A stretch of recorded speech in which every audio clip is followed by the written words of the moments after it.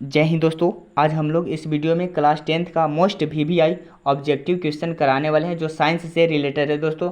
तो आपको ये बताना चाहते हैं हम दोस्तों कि आप लोग इस वीडियो में अंत तक बने रहिएगा, क्योंकि आपके लिए इस वीडियो में 80 क्वेश्चन का आज हम लोग 80 क्वेश्चन कराने वाले हैं। तो आप लोग वीडियो को अंत तक जरूर देखिएगा दोस्तों।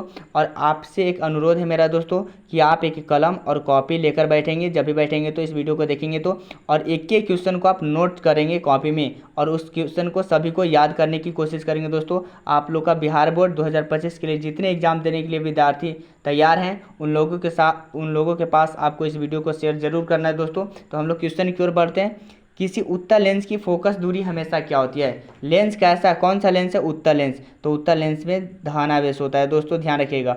धनावेश होता है तो ऑप्शन नंबर ए होगा। अगर अवतल बोलता तो क्या हो जाता दोस्तों? ऋणावेश। क्या हो जाता? ऋणावेश। तो उत्तल बोलता तो धनावेश होगा, और अवतल बोलता तो ऋणावेश होता। तो उत्तल बोल रहा है तो कौन सा होगा? धनावेश। ऑप्शन नंबर ए होगा। इसी तरह से दूसरे नंबर की ओर बढ़ते हैं दोस्तों। किसी शब्दकोश में पाए गए छोटे अक्षरों के पढ़ते समय आप निम्न में से कौन सा लेंस पसंद करेंगे? जल्दी से कमेंट बॉक्स में बताइए दोस्तों, कौन से छोटे अक्षरों को पढ़ते समय कौन सा लेंस को पसंद करेंगे? तो हम बताएंगे कि 50 सेंटीमीटर फोकस दूरी का उत्तल लेंस, 50 सेंटीमीटर फोकस दूरी का उत्तल लेंस का प्रयोग करेंगे हम लोग। इसी तरह से तीसरे नंबर प्रश्न की ओर बढ़ते हैं दोस्तों। मोटर गाड़ी के चालक के सामने सामान्यतः लगा रहता है। तो बताएंगे कि जब मोटर गाड़ी चालक के सामने जो लगा रहता है वो उत्तल दर्पण लगा हुआ रहता है। कौन सा दर्पण? उत्तल दर्पण लगा हुआ रहता है। इसी तरह से चौथे नंबर प्रश्न को देखेंगे। किसी समतल दर्पण की ओर 4 मीटर प्रति सेकंड की ओर से आ रहा है। दर्पण कैसा है? समतल है, और 4 मीटर प्रति सेकंड की ओर आ रहा है। तो व्यक्ति को समतल में बना अपना प्रतिबिंब किस चाल से आता हुआ प्रतीत होता है? तो दुगुना होता है। जब भी होगा तो समतल दर्पण में क्या गुना होता है? दुगुना। तो 4 का क्या गुना हो जाएगा? दोगुना। कितना हो जाएगा? 8 मीटर प्रति सेकंड की ओर से आता हुआ प्रतीत होगा। इसी तरह से 5वें नंबर की ओर बढ़ते हैं दोस्तों। नेत्र लेंस की फोकस दूरी बढ़ जाने से आंख में उत्पन्न दोष होता है। तो नेत्र लेंस की जब फोकस दूरी बढ़ जाएगा दोस्तों ना, तो दीर्घ दृष्टि दोष हो जाता है, दीर्घ दृष्टि दोष हो जाएगा आपको दोस्तों। इसी तरह से 6ठे नंबर प्रश्न को देखेंगे हम लोग। दूरदृष्टि दोष वाले व्यक्ति द्वारा जिस चश्मे का प्रयोग किया जाता है उसमें लगे कौन से लेंस रहता है? ये आपसे क्वेश्चन पूछ रहा है। दूरदृष्टि वाले एक व्यक्ति द्वारा जिसमें चश्मे का प्रयोग किया जाता है, ठीक है, उस व्यक्ति में कौन सा लेंस लगेगा? उस चश्मे के व्यक्ति का चश्मे में कौन सा लेंस लगेगा? तो बताएंगे दोस्तों कि उत्तल लेंस लगेगा। क्यों लगेगा? क्योंकि दूर दृष्टि दोष है। अगर निकट दृष्टि दोष रहता है दोस्तों तो ऑप्शन नंबर कौन होता? बताइएगा आप लोग। इस क्वेश्चन का आंसर आप लोग कमेंट बॉक्स में जरूर बताइएगा दोस्तों। दूर है तो उत्तल का प्रयोग कर रहा है, अगर निकट बोलता है तो कौन सा लेंस का प्रयोग करता है दोस्तों? आप लोग इस क्वेश्चन का आंसर जरूर बताइएगा दोस्तों। इसी तरह से 7वें नंबर प्रश्न की ओर बढ़ेंगे हम लोग। विद्युत आवेश की इकाई है, तो विद्युत आवेश की इकाई कूलम होता है। क्या होता है दोस्तों? कूलम होता है। इसी तरह से 8वें नंबर प्रश्न की ओर बढ़ेंगे दोस्तों। विद्युत आवेश 2 प्रकार के होते हैं जिन्हें धन तथा क्या माना जाता है? ऋण। माने एगो का प्लस माना और एगो को क्या माना? माइनस आवेश माना जाता है। यह नामकरण किसने किया था? तो बताएंगे कि जो धन आवेश और ऋण आवेश का नामकरण किए हैं वो बेंजामिन फ्रैंकलिन ने किए थे। ऑप्शन नंबर डी होगा दोस्तों, बेंजामिन फ्रैंकलिन ने किए थे। इसी तरह से 9वें नंबर प्रश्न की ओर आते हैं दोस्तों। एक पदार्थ को 1 कूलम धन आवेश में आवेशित किया गया है। आवेशन में पदार्थ से जो इलेक्ट्रॉन निकल गए हैं उनकी संख्या क्या होगी? तो बताएंगे कि 6.25 गुणे 10 के पावर 18 इतने संख्या होगी दोस्तों। 9वां का आंसर ये होगा। इसी तरह से 10वें नंबर प्रश्न की ओर बढ़ते हैं दोस्तों। किसी विद्युत बल्ब पर 220 वोल्ट तथा 100 वाट अंकित है। इसमें 110 वोल्ट पर प्रचालित करते हैं, तब इसके द्वारा उपयुक्त शक्ति निकालना है। तो शक्ति जब भी पूछेगा तो 50 वाट होगा। कितना होगा? 50 वाट होगा दोस्तों, ये ध्यान रखिएगा। इसी तरह से 11 नंबर प्रश्न की ओर बढ़ते हैं हम लोग। 11 नंबर प्रश्न हमारा क्या करा है? विद्युत चुम्बकीय प्रेरण की परिघटना है। विद्युत चुम्बकीय प्रेरण की परिघटना क्या है दोस्तों? तो बताएंगे कि कुंडली तथा चुंबक के बीच आपेक्षिक गति के कारण कुंडली में प्रेरित विद्युत धारा उत्पन्न करता है। ऑप्शन नंबर सी होगा, ध्यान रखिएगा दोस्तों। इसी तरह से 12 नंबर प्रश्न की ओर बढ़ते हैं हम लोग। 12 नंबर हमारा प्रश्न क्या बोल रहा है? विद्युत जनित्र का सिद्धांत आधारित है। तो विद्युत जनित्र का सिद्धांत आधारित है किस पे? विद्युत चुम्बकीय प्रेरण पे। किस पे दोस्तों? विद्युत चुम्बकीय प्रेरण पे। आप लोग ध्यान रखिएगा थोड़ा सा दोस्तों। इस तरह से 13 नंबर प्रश्न को देखेंगे हम लोग। लघु पथन के समय परिपथ में विद्युत धारा का मान क्या होता है? तो लघु पथन के समय परिपथ में विद्युत धारा का मान बहुत अधिक बढ़ जाता है। बहुत अधिक क्या होता है दोस्तों, बढ़ जाता है। इसी तरह से 14 नंबर प्रश्न को देखेंगे, प्रतिक्रिया PbO प्लस कार्बन से करवा रहा है, तो Pb प्लस CO हुआ तो क्या होगा हमारा बताइए। तो C एक अवकारक है। C कैसा है दोस्तों, कार्बन की क्या है, अवकारक है, ये बताएंगे। इस तरह से 15 नंबर प्रश्न को देखेंगे दोस्तों, निम्न धातुओं में से कौन NOH के विलयन से H2 गैस देगा। बताइए धातुओं में से कौन NOH के विलयन से H2 गैस देता है। तो बताएंगे हम दोस्तों कि एल्युमिनियम है जो H2 गैस देता है। कौन देता है दोस्तों, एल्युमिनियम है जो H2 क्या देगा, गैस देगा। इसी तरह से हम लोग 16 नंबर प्रश्न की ओर बढ़ेंगे दोस्तों, यदि विलयन का pH मान 13 है तो इसका अर्थ है कि क्या क्षीण अम्लीय है कि क्षीण भास्मिक है कि प्रबल अम्लीय है कि प्रबल भास्मिक है। तो हम लोग बताएंगे कि प्रबल भास्मिक है। ऑप्शन नंबर क्या होगा दोस्तों, डी होगा। अगर 7 है तो उदासीन है, 7 से नीचे रहेगा तो अम्लीय होगा, 7 से ऊपर जाएगा तो क्या होगा, क्षारीय होगा, या क्षारीय को ही बोला जाता है क्या, भास्मिक। ध्यान रखिएगा दोस्तों। इसी तरह से हम लोग 17 नंबर प्रश्न की ओर बढ़ते हैं दोस्तों। तो 17 नंबर प्रश्न नंबर क्या है, साधारण ताप पर फास्फोरस का अणुसूत्र होता है। तो साधारण ताप पर फास्फोरस P4 होता है। क्या होता है सूत्र दोस्तों, अणुसूत्र P4 होगा। इसी तरह से 18 नंबर प्रश्न को देखेंगे, पित्तल में रहता है, आपसे क्वेश्चन बोला जा रहा है पित्तल में क्या क्या रहता है। तो हम बताएंगे कि पित्तल में Cu प्लस Cu तथा Zn रहेगा, माने कॉपर और क्या रहेगा, जिंक। कॉपर का Cu का संकेत कॉपर है और Zn का संकेत जिंक है। क्या है दोस्तों, जिंक है, ध्यान रखिएगा। इसी तरह से 19वें नंबर प्रश्न को देखेंगे हम लोग, धातुओं की प्रकृति होती है। तो धातुओं की प्रकृति विद्युत धनात्मक होती है। विद्युत क्या होती है दोस्तों, धनात्मक होती है। इसी तरह से 20वें नंबर प्रश्न को देखेंगे, चुंबकीय अशुद्धि को किस प्रकार दूर किया जाता है। तो चुंबकीय अशुद्धि को चुंबकीय विधि द्वारा दूर किया जाता है। ध्यान रखिएगा दोस्तों, ये सब क्वेश्चन आपके लिए बहुत इंपॉर्टेंट होने वाला है। इसी तरह से बने रहिए वीडियो में। इसी तरह से 21वें नंबर प्रश्न को देखें हम लोग, कार्बनिक यौगिकों का आवश्यक तत्व है। तो कार्बनिक यौगिकों का आवश्यक तत्व कार्बन है। क्या दोस्तों, कार्बन है। इसी तरह से हम लोग इसको ध्यान रखिएगा दोस्तों, कार्बनिक यौगिक का आवश्यक तत्व क्या है, तो हम लोग बताएंगे कि कार्बन है। इसी तरह से 22वें नंबर प्रश्न की ओर बढ़ेंगे हम लोग, अक्रिय तत्व है। अक्रिय तत्व कौन है दोस्तों, तो बताएंगे कि अक्रिय तत्व हीलियम है। कौन है दोस्तों, हीलियम है। इसी तरह से 23वें नंबर प्रश्न की ओर बढ़ेंगे दोस्तों, एल्कीन श्रेणी के यौगिक का सामान्य सूत्र होता है। ये आपका बहुत फेमस क्वेश्चन है दोस्तों, इसको थोड़ा सा आप बारीकी से देखिएगा क्वेश्चन को। एल्कीन श्रेणी के यौगिकों का सामान्य सूत्र है, तो एल्कीन बोला तो CnH2n हो जाएगा दोस्तों। क्या होगा, ऑप्शन नंबर ए होगा। इसी तरह से 24 नंबर प्रश्न को देखेंगे दोस्तों, अपमार्जक बनाने में उपयोग होता है।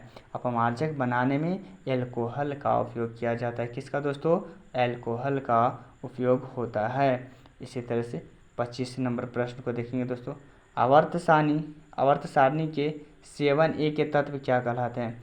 आवर्त सारणी के 7A के तत्व माने सातवें आवर्त के तत्व क्या कहलाते हैं। तो बताएंगे कि हैलोजन तत्व कहलाते हैं। क्या कहलाते हैं, हैलोजन कहलाते हैं। क्या कहलाते हैं दोस्तों, हैलोजन कहलाते हैं। इसी तरह से 26 नंबर प्रश्न को देखेंगे, आवर्त सारणी में बाएं से दाएं जाने पर प्रकृतियों के बारे में कौन सा कथन असत्य है। असत्य का मतलब गलत को पहचानना है दोस्तों। तो बताएंगे कि हमारा परमाणु आसानी से इलेक्ट्रॉन का त्याग करते हैं। ऑप्शन नंबर ये होगा। ऑप्शन नंबर कितना होगा, सी होगा दोस्तों। इसी तरह से 27 नंबर प्रश्न को देखेंगे, प्रकाश संश्लेषण की क्रिया में उत्पन्न होता है। तो प्रकाश संश्लेषण की क्रिया में क्या होता है उत्पन्न दोस्तों, कार्बोज होता है। क्या होता है, कार्बोज होता है दोस्तों। इसी तरह से 28 नंबर प्रश्न को देखेंगे, अंडाणु निषेचित होता है। अंडाणु निषेचित किससे होता है दोस्तों, तो हम बोलेंगे फेलोपियन नालिका से। फेलोपियन नालिका से अंडाणु निषेचित होता है। इसी तरह से 29 नंबर प्रश्न की ओर बढ़ेंगे दोस्तों, श्वसन की क्रिया होती है। तो श्वसन की क्रिया माइटोकॉन्ड्रिया में होती है। किस में होती है दोस्तों, माइटोकॉन्ड्रिया में होती है।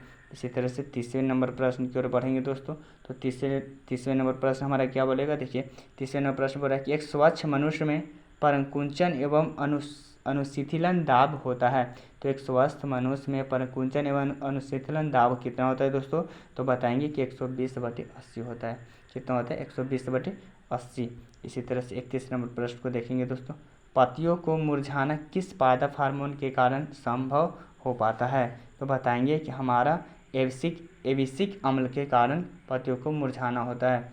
इसी तरह से 32 नंबर प्रश्न को देखेंगे दोस्तों, कौन सा पादप नियंत्रक फल बेचने वालों द्वारा उपयोग किया जाता है? तो बताएंगे कि हमारा जो है वो हमारा इथाइलिन है। इथाइलिन के कारण फल बेचने वाला द्वारा उपयोग किया जाता है।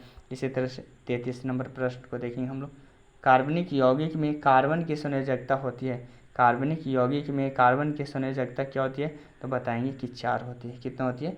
4 होती है। इसी तरह से 34 नंबर प्रश्न को देखेंगे हम लोग। एड्स रोग का प्रमुख कारण है। एड्स रोग का प्रमुख कारण क्या है? तो बताएंगे असुरक्षित यौन संपर्क। असुरक्षित यौन संपर्क के कारण एड्स की बीमारी धर लेगा दोस्तों। इस तरह से 35 नंबर प्रश्न को देखेंगे। चमगादड़ एवं पक्षी के पंख किस प्रकार के अंग के उदाहरण है? चमगादड़ एवं पक्षी के पंख किस प्रकार के अंग का उदाहरण है? तो बताएंगे कि समजात। क्या है दोस्तों? समजात है। इसी तरह से 36 नंबर प्रश्न को देखेंगे हम लोग।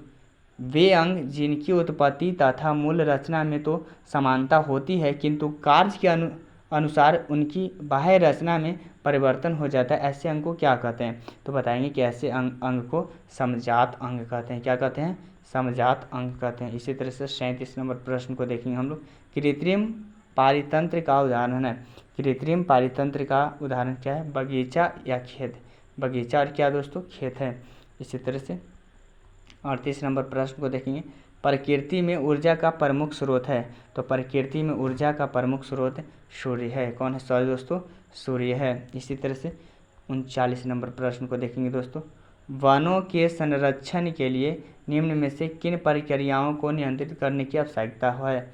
वनों के संरक्षण के लिए निम्न में से किन प्रक्रियाओं को नियंत्रित करने की आवश्यकता है? तो बताएंगे कि हमारा पेड़ों की अंधाधुंध कटाई, अतिचारण, खनन, इनमें से सभी। तो इनमें से सभी होगा। क्या होगा दोस्तों? इनमें से सभी। इस तरह से 40 नंबर प्रश्न को देखेंगे हम लोग। वे पदार्थ जो जैविक प्रक्रम द्वारा अपघटित हो जाते हैं कहलाते हैं। वे पदार्थ जो जैविक प्रक्रम द्वारा अपघटित हो जाते हैं वे क्या कहलाते हैं? जैव निम्नीकरण कहलाते हैं। निम्नीकरणीय कहलाते हैं। जैव निम्नीकरणीय कहलाते हैं दोस्तों। इसी तरह से 41 नंबर प्रश्न को देखेंगे। आमीटर से निम्नलिखित में से किसे मापा जाता है? तो आमीटर से हम लोग बताएंगे कि धारा को मापते हैं। किसको तो मापते हैं दोस्तों? धारा को मापते हैं। इसी तरह से 42 नंबर प्रश्न को देखेंगे दोस्तों। इस तरह से वह उपकरण जो विद्युत ऊर्जा को यांत्रिक ऊर्जा में बदलता है। तो विद्युत ऊर्जा को अगर यांत्रिक ऊर्जा में बदल रहा है तो विद्युत मोटर बदलता है। कौन बदलता है दोस्तों? विद्युत मोटर। इसी तरह से 43 नंबर प्रश्न को देखेंगे। प्लाज्मोडियम में किस विधि द्वारा जनन होता है? तो प्लाज्मोडियम में किस विधि द्वारा जनन होता है? तो हम लोग बताएंगे बहुखंडन। किसका दोस्तों? बहुखंडन द्वारा। इसी तरह से 44 नंबर प्रश्न को देखेंगे दोस्तों। निकट दृष्टि दोष को क्या कर रहा है?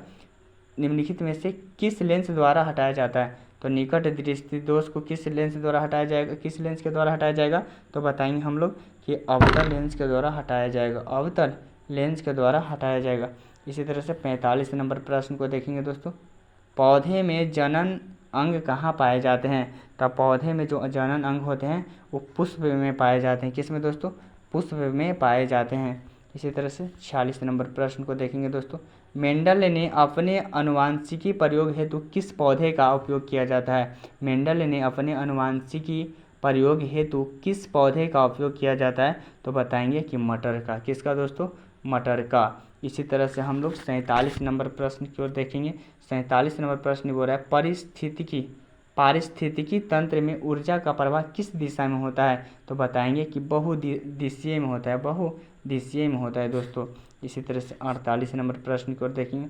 ओजोन परत पाया जाता है। तो ओजोन परत हमारा जो पाया जाता है वायुमंडल की ऊपरी सतह में। वायुमंडल की किस सतह में दोस्तों?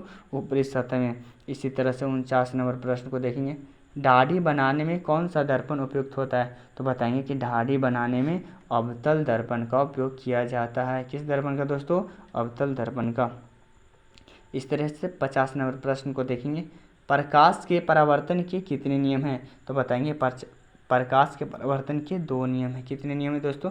2 नियम हैं। इसी तरह से 51 नंबर प्रश्न को देखेंगे दोस्तों। निर्वात में प्रकाश की चाल होती है। निर्वात में प्रकाश की चाल 3 × 10⁸ मीटर प्रति सेकंड होता है। ध्यान रखिएगा दोस्तों, मीटर प्रति सेकंड मत भूलिएगा। इसी तरह से आपका क्वेश्चन देखिए ना, सेंटीमीटर प्रति सेकंड है, किलोमीटर प्रति सेकंड है, मिलीमीटर प्रति सेकंड, ये सब नहीं होगा। मीटर प्रति क्या होता है दोस्तों? सेकंड होता है। आप लोग लगे हैं दोस्तों, वीडियो को देख रहे हैं ना, ज़रूर कमेंट बॉक्स में बताइएगा दोस्तों। इस तरह से 52 नंबर प्रश्न को देखेंगे हम लोग। किस दर्पण में बड़ा प्रतिबिंब बनाता है? किस दर्पण में बड़ा प्रतिबिंब बनाता है? तो अवतल दर्पण में। किस में दोस्तों? अवतल दर्पण में। इसी तरह से 53 नंबर प्रश्न को देखेंगे। दंत विशेषज्ञ किस दर्पण का उपयोग मरीजों के दांतों को बड़ा प्रतिबिंब दिखाने के लिए करता है? तो बताएंगे कि अवतल दर्पण का। किसका दोस्तों? अवतल दर्पण का। इसी तरह से 54 नंबर प्रश्न को देखेंगे हम लोग।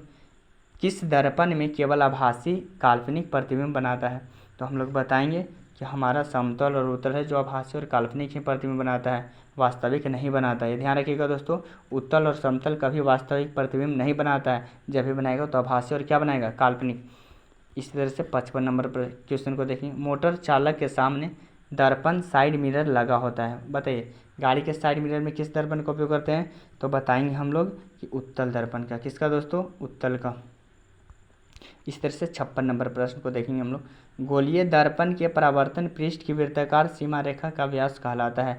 गोलीय दर्पण के परावर्तन पृष्ठ की वृत्ताकार सीमा रेखा क्या कहलाता है? तो बताएंगे हम लोग कि गोलीय दर्पण का द्वारक कहलाता है। गोलीय दर्पण का क्या कहलाता है? द्वारक कहलाता है। इसी तरह से 57 नंबर प्रश्न को देखेंगे। प्रकाश तरंग उदाहरण है। तो प्रकाश तरंग एक विद्युत चुम्बकीय तरंग का उदाहरण है। विद्युत चुम्बकीय किसका? तरंग का उदाहरण है। इसी तरह से 58 नंबर प्रश्न को देखेंगे। गोलीय दर्पण में फोकसांतर एवं वक्रता त्रिज्या के बीच संबंध है। तो हम बताएंगे कि F बराबर R/2। F बराबर क्या है दोस्तों? R/2 है। ऑप्शन नंबर कौन सा होगा? C होगा। इसी तरह से 59 नंबर प्रश्न को देखेंगे दोस्तों। समतल दर्पण में प्रतिबिंब की प्रकृति क्या होती है? तो समतल दर्पण में प्रतिबिंब की प्रकृति क्या होता है? आभासी तथा क्या होता है? बराबर। आभासी तथा क्या होगा? बराबर होगा। इस तरह से 60 नंबर प्रश्न को देखेंगे हम लोग। सोलर कुकर में किस दर्पण का व्यवहार किया जाता है? तो बताएंगे कि सोलर कुकर में अवतल दर्पण का व्यवहार किया जाता है। किस दर्पण का? अवतल दर्पण का। इसी तरह से 61 नंबर प्रश्न को देखेंगे हम लोग। सर्च लाइट का परावर्तक सतह होता है, बताइए दोस्तों, सर्च लाइट का परावर्तक सतह होता है। तो बताएंगे कि सर्च लाइट का परावर्तक सतह अवतल होता है। क्या होता है दोस्तों? अवतल होता है। इसी तरह से 62 नंबर प्रश्न को देखेंगे दोस्तों। 62 नंबर प्रश्न क्या हमारा?